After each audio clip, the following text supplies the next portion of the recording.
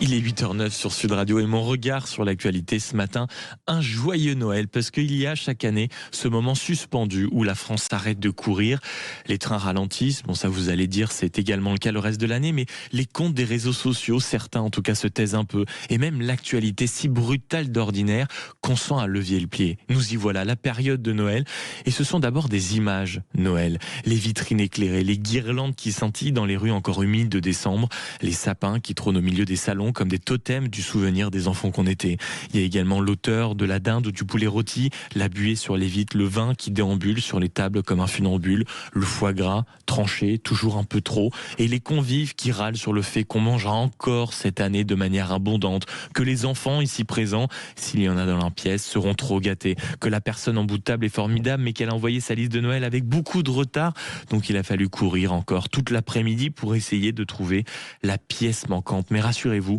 ils seront quand même, les râleurs, heureux d'être là. Nous, Noël, c'est aussi ce plaisir délicieusement enfantin de retrouver des rituels immuables, le chocolat chaud, les papillotes, le papier cadeau qui vole partout, les enfants qui courent et nous qui faisons semblant de ne pas vieillir. Et puis les classiques, les indiscutables, chaque famille a le sien, mais avouons-le, personne n'y échappe vraiment. Par exemple à ce film Maman, j'ai raté l'avion, les pièges absurdes, la neige trop blanche pour être vrai, et cette certitude, quoi qu'il arrive, il y aura toujours un retour des parents au foyer. Et puis il y a ceux qui se replongent dans les vieux classiques, en tout cas c'est mon cas. On s'y prélasse accompagné d'un feu de cheminée qui crépite et on se réveille un peu engourdi, un peu heureux de voir défiler des images en noir et blanc. Puis à Noël, le cinéma ressemble à ce qu'on voudrait finalement que le monde soit, un endroit où malgré les bêtises, les mauvais rôles, les épreuves, les coups de sang et les tristes disparitions, tout finit par s'arranger. Et au fond c'est ça, Noël sans doute, ce n'est pas seulement la fête des cadeaux, ni un moment marketing sous perfusion de guirlandes LED, c'est aussi une parenthèse, un rappel discret que nous avons encore des lieux où l'on se parle sans hurler, des tables où l'on partage